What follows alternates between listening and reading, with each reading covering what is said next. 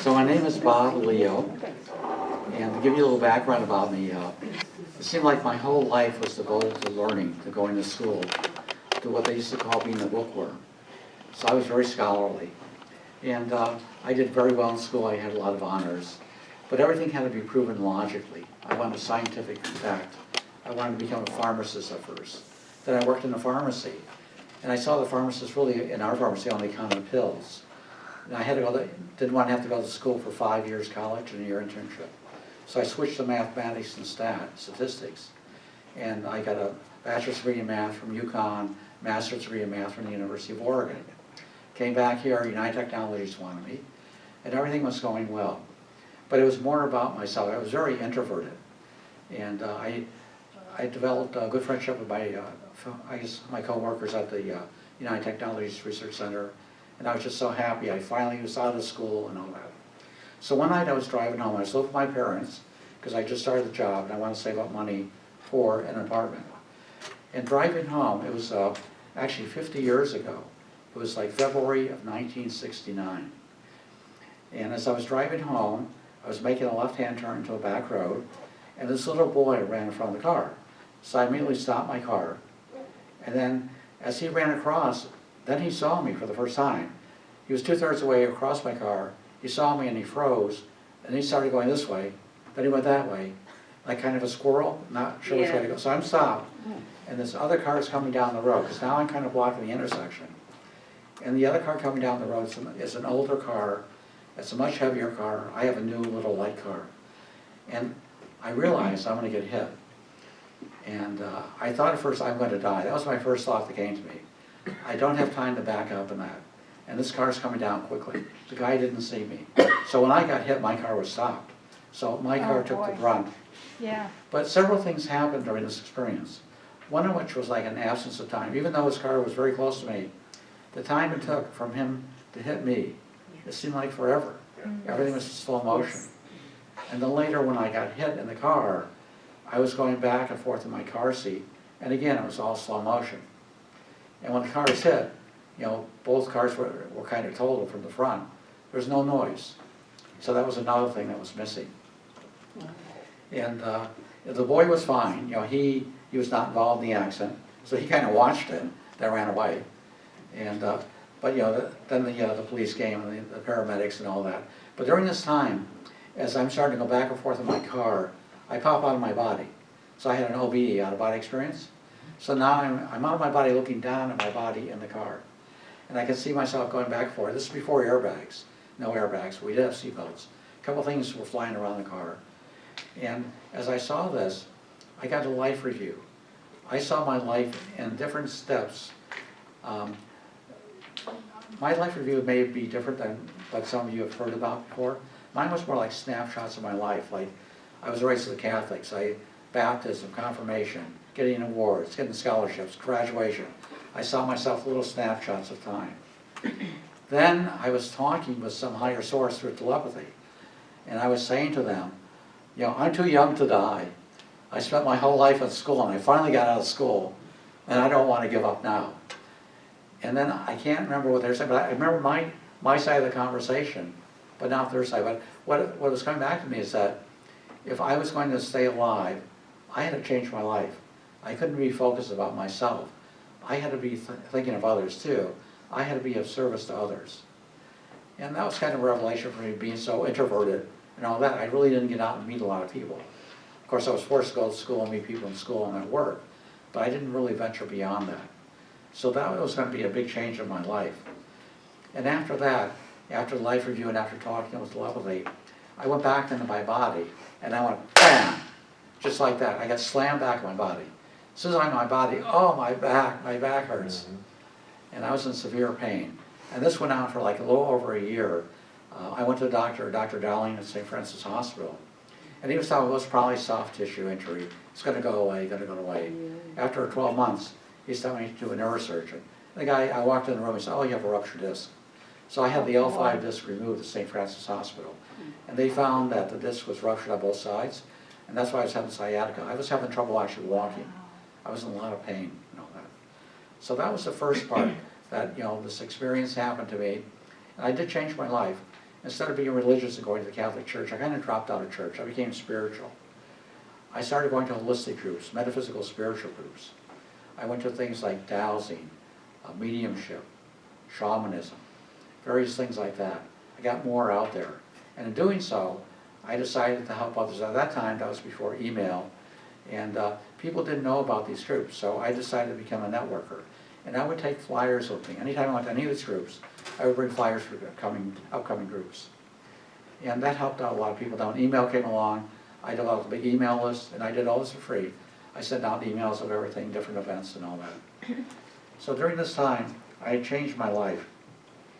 And then after that, I decided to continue more with the holistic groups and the dowsing. I really like the dowsing group and spiritual groups, metaphysical groups.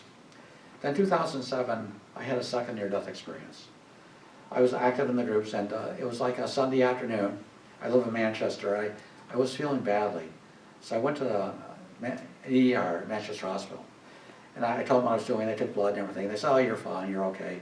Maybe you got the flu coming on or something like that. Don't worry about it, So that's Sunday afternoon. So Tuesday night, I went to Joyce St. Germain in Burlington. She's got a metaphysical spiritual group. Went to her class. Coming back, I needed gas in Manchester. And I still not feeling good. I felt like a lot of gas in my stomach.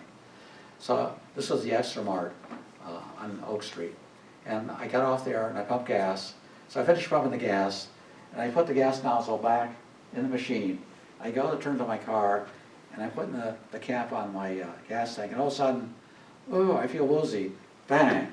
I go down to my knees, and I lay on the ground, flat on the ground. But doing so, I cut my lip, going down the side of the car. My lip's bleeding now.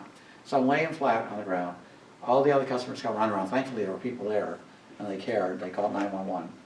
And, the police and fire came, and they put me in the ambulance, and, the EMT said, well, I told him about the experience at Manchester Hospital Sunday. He said, well, it looks like you're losing a lot of blood. That's why you're so white. You're white as a ghost. And so it was internal bleeding. It was internal bleeding all the time. Oh, wow. I didn't know that. But anyway, so they put me in the ambulance, and we're going to the hospital. And something strange happened. I see my car is following the ambulance. I said, gosh, that was just like my car. And it turned out it was my car. The people at the Extra Mart were going to have my car towed because they didn't want an extra car there in the parking lot. So one of the EMTs drove my car. So I got an EMT in with me, and another EMT's driving my car to the hospital. That's sweet. So we get to Manchester Hospital, and I'm bleeding. Again, it's bothering my lip is bleeding. It's getting my shirt bloody. And I asked 3 or 4 people, could you give me a Kleenex or a towel? And they all said yes, and they ran off. They never came back. I found out later, one of the reasons when you have internal bleeding, they're trying to see if your body can clot, if it can stop the bleeding or not. So they're actually waiting to see if it would actually clot. And my left course nobody would tell me this. I'm worried about the blood on my shirt and everything like that. So anyway, I was in the hospital, and first of all, they gave me a pint of blood that night. And it turned out I was there for 9 days. I needed 4 pints of blood. And what they did was a diverticulitis bleed. So they really can't stop it. And it was no infection or anything like that. So it's kind of like in your car gets low on oil, you put another quart of oil in. So as I bled out, they would add more blood. So over time, they would add another pint of blood. So I came in Tuesday night. Saturday went downhill fast. So all of a sudden Saturday, they're adding more blood, 2 pints of blood on Saturday. And I thought, I'm really going to die again. And I thought, what am I going to do? And to go back to the first one, when I had the first NDE, I wasn't sure it was an NDE because I didn't see the light. I thought you had to see the light in the tunnel. So I actually wrote a letter to CT-IANDS, the group that we belong to, International Association Near-Death Studies. I explained how I thought I was going to die. There was absence of time, absence of noise. I had a life review. I talked to a higher source. And they said I qualify that you can have up to 15 different attributes, but you don't have them all. So there was really an NDE. But I only learned about that more because I started coming to this group shortly after my first NDE. And I learned about somebody else had a life review. Somebody else had slow motion. And that's what triggered, maybe I have one. So I was thinking about it. And one of the stories I heard was this lady, Cindy, from Southern Connecticut. Cindy was kind of a young, fair-free girl, and she was driving, she was drunk with her friends in the car in Florida. They smashed into a tree. 1 or 2 of the passengers were killed, actually. She ended up with a broken neck. I think another passenger lived. So she's in this hospital in Florida on a striker bed. And she's paralyzed. She's never religious. And she just shouted out, God, God, God, help me. And all of a sudden an angel appeared. This huge angel came, and with its wings, It wrapped her in the bed around it. And she felt this unconditional love. And then eventually the angel disappeared, and then she started to get better. So I'm thinking about this. I'm laying there 9 days. I mean, I'm sick here, bored stiff. So I say, God, universe, spirit, whatever's out there, help me, help me, help me now. And all of a sudden, something happened. I'm on this hospital bed. I got IV in this arm. I got a blood line on this arm. And as this is happening, all of a sudden I feel myself in bed going straight up. My hair is blowing from the breeze. And even though I see the ceiling of my room all the time, I'm going up, up, up, up, up, up. And then I felt love. It came down. And then that night I started making recovery. And within 3 days I'm out of the hospital. So that was kind of amazing that I could do that.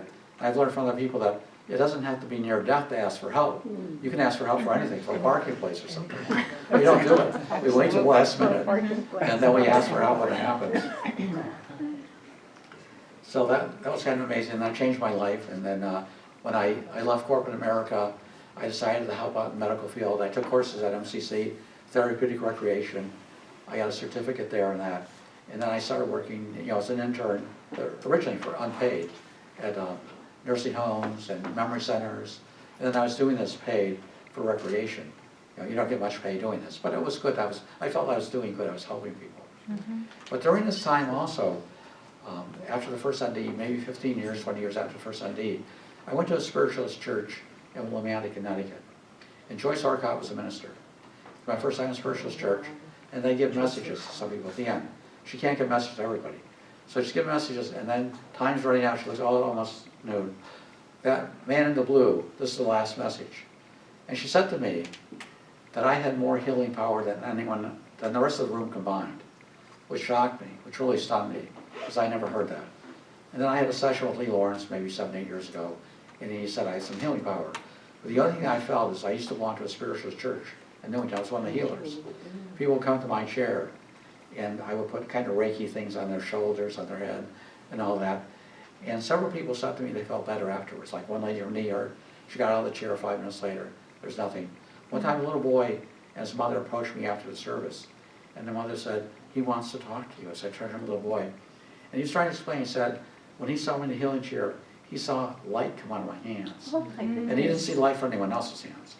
But I haven't done much with it. And I feel kind of bad that I haven't done more.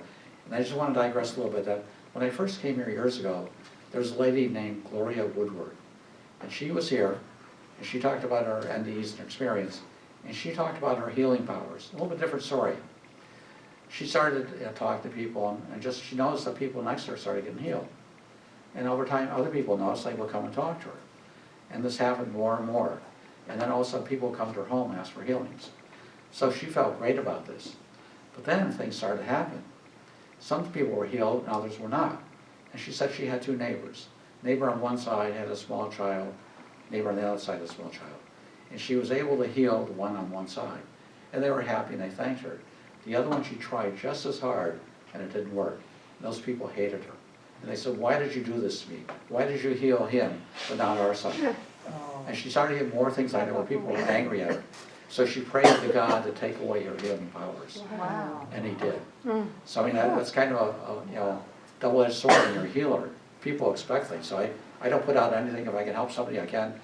I just do Reiki. But I think if I have the powers, I haven't used them enough. I've got to somehow do more. But are there any questions? Anyone else? Yes? Could you go over, you said after the first near-death experience, you started joining spiritual Right. groups, and you stopped going to the church. Right. Why is it you felt you couldn't do spirituality in the Catholic Church? And what types of groups did you go to, and how did they help you? I think that my problem with the Catholic Church and a lot of churches is that you go in and it's rote. I hear the priests or ministers telling you what to do. He's the middleman between you and God. And I learned with my NDE, I don't need a middleman. And I can do things more to my liking. So some of the spiritual groups I joined in the beginning were like the spiritualist churches in Connecticut. There's one like Newington, Wethersfield, Willimantic. And I would go there, and I would learn more like mediumship, where I would try to connect. They would try and teach me to connect to the other side on my own, so I could get my own messages. Or perhaps go through a medium, like Tina here. How did that work for you, Bob? I was able to do it. I was able to get some messages, and once in a while I could give other people messages, but I didn't really try other people. I was trying really just to get messages. And then to finish your question, those were kind of the groups I was going to, the metaphysical spiritual groups. And I felt, again, it didn't have to be a church. You know, I could go to a like-minded group of people, like right here. I learned a lot by the people here in this group over the years. So I hope I answered your question. Yes, Rob? Mine's just kind of confirmation. Huh? My wreck, my into E, Right. I heard no sound. Okay. The wreck had already happened before I went back to my body, all right? What? I heard actually no sound. Wow. The second part, you know, you talk about snapshots. Right. I spoke to somebody who had a near death, and they were like picture as they went up forward, up towards the heavens there, they saw frames of pictures. They knew it was their life, but they were going too fast to see what it was. Really? Okay. So I just want to confirm Oh, that. thank what you. you're talking about. Oh, yeah. Oh, Because, yeah. you know, some people, when they talk about the life review, they'll say that, you know, I was mean to somebody, I hurt the other person's feelings. I didn't have that, I mean, so introverted, I didn't have that many people I was in contact with, so. Okay, I see also a lot of similarity. It's like time stops. Right. I had, my first ND was when I crashed in the car into a pole at a speed, quite big speed, because I pressed, instead of brake, I pressed gas. Oh, okay. Well, and so it was happening so slowly, like slow motion, and there was no sound. And I had a life review, but strangely, I was going to ask yours, were these any pictures in the neutral, like just coming there, just moving and reeling, whatever? Because mine were very emotional and mostly focused on things that, oh, why didn't I do this? I had a chance to do it better, or like to help somebody, or something that was kind of mostly negative. And I later read that people whose normal modus operandi was like to live only with the positive and help. If they only did something that is not up to their standard, and that bothers them so much that in this life review, it may be the focus, the things that I wish were different. Okay, I guess I have two things to answer to that. One is that when I saw these things, it was like a little clip of a film of my receiving a reward. So I didn't see, you know, anything like that. But when I was using my telepathy, I want to stay here, I'm too young to die, that's when it came back to me, somehow, that I've got to be of service, I've got to change my life. I can't just think of myself, like I was doing where I was working in engineering. My question was, during those pictures, Right. the life review, The life review. what emotions? Were there I any didn't emotions? have Mine any were very emotions. emotional. No, I just saw that milestone, I got this award or something. So that's why I didn't really feel any emotion, I felt gratitude. Well, look, here's what I've accomplished. I've accomplished a lot already, which gave me more feeling I want to stay here, that there's more for me to do. Yes, TJ? Hi, Bob, thank you. I have a general question for everybody. Many of us have gone out of body and we get as far as the ceiling. I'm wondering if anybody has gone beyond the ceiling. I have outside, but never inside. I'm Three just people curious there. whether that ever happened. I did. I've always flown over the trees. I fly over the trees. Just, I don't know. Okay, so we have Willie and How many then. out-of-body experiences have you had? So, Too many. He's No, a lot. the woman that you just spoke to. No, we acknowledge. He was first. I don't know. Okay, Denise, Lost count. Okay. no, you can talk to He's him just later. asking me. Go ahead. Willie? Well, okay, but my question is just a little bit related to what you just said. I've always thought that we human beings were interdimensional beings. And the obvious example is when we go to sleep, we dream. That's another dimension, okay? So when you had your out-of-body experience, or anybody else, you moved into another dimension. Did you ever feel that from that dimension, you can move into a different dimension? I That think, was like interdimensional continuous. right, I think the answer is yes for me, because when I moved out of that car, I was not in any pain. I was just an observer watching my body. And I think I could have gone on further and somewhere else. Right. But, you know, everything changed once I came back. And again, when the people told me about OBEs and, you know, accidents, it seems like when always you come back to your body, you get slammed in. it's not a gentle thing, it's like It's bang. like, for me, it was like a suction. Okay, It hurts. Natasha? Um, yeah, it hurt. I heard Just that. back to that question, if anybody went above, beyond the ceiling. To me, the first ever time this OB, I don't know what it is, or I would say spiritual experience happened at age 6. If somebody remembers, I made a presentation about it, that I stood and there was bright, I stood in the street waiting for my father, experienced love when he wasn't coming, but other fathers were coming, and kids were rushing to hug them and so on, and I felt that love at one with them. I experienced that love for their family, for their fathers with them. I suddenly felt uplifted. I remember I was 6, it was before I started school in the summer, and I was above, like floating. It was bright, bright light, but I thought it was the sun, or I don't know if I thought anything, but what happened, I saw what was on the other side of that building where we were not allowed, little kids. There was a fenced, like, territory. So somehow I managed to see the other side, what's on the other side. So, and felt I was above the roof, in some kind of ether or sky or something. Lou? Yeah, it's very important that for us to be compassionate for ourselves and for others.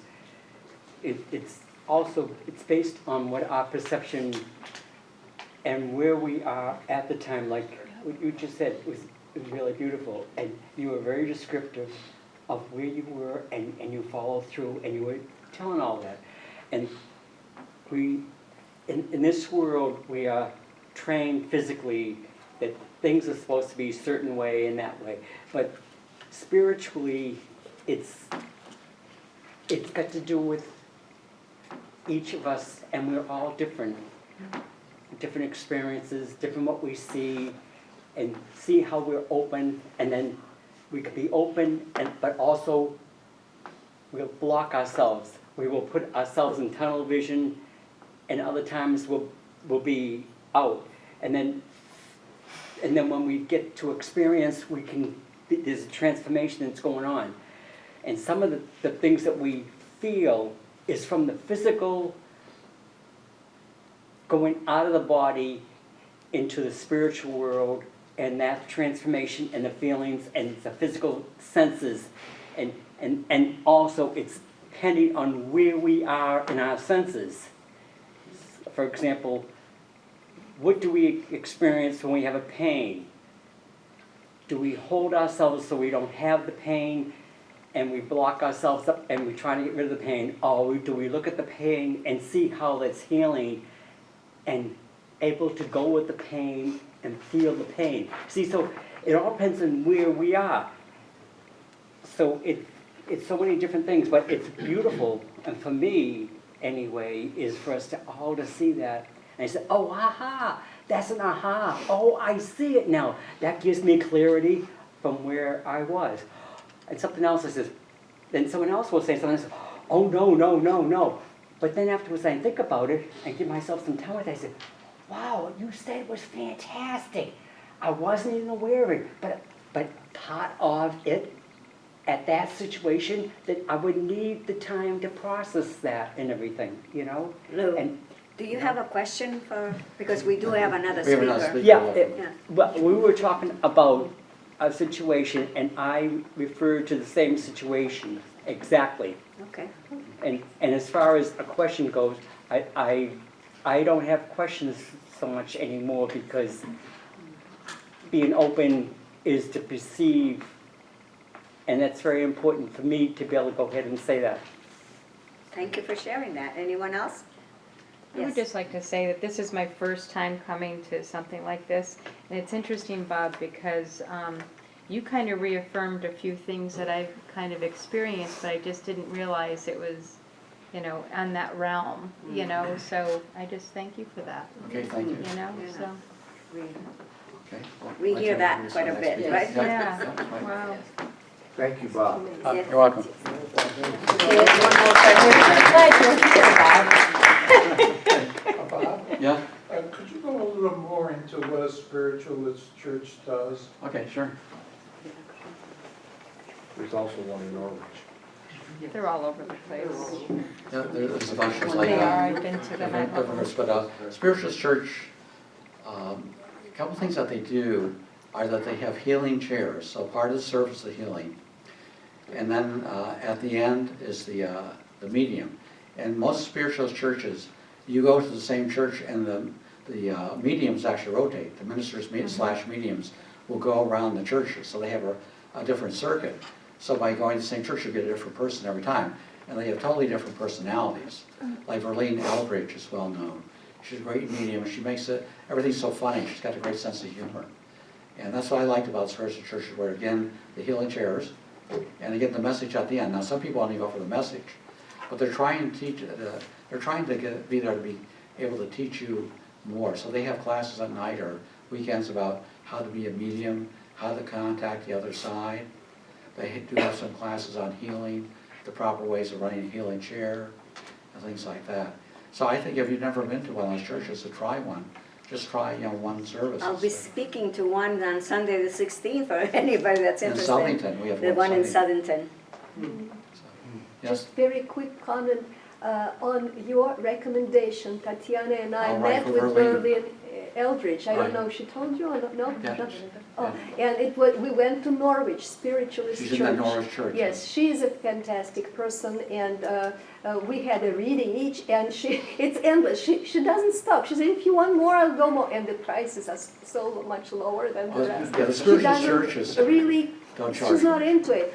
But unfortunately, we were looking for classes. There are no classes, nothing there. She said, unfortunately, things are getting not as good as they used to be, and like shallowing out, Right. withering there. Well, actually, there's a First Spiritualist Church in Willimantic, and they do have some classes sometimes. So if you go to their website, you can see some of the classes that they have. Google, Okay. Google Yeah. classes Yeah, at right. Spiritualist Church. Okay.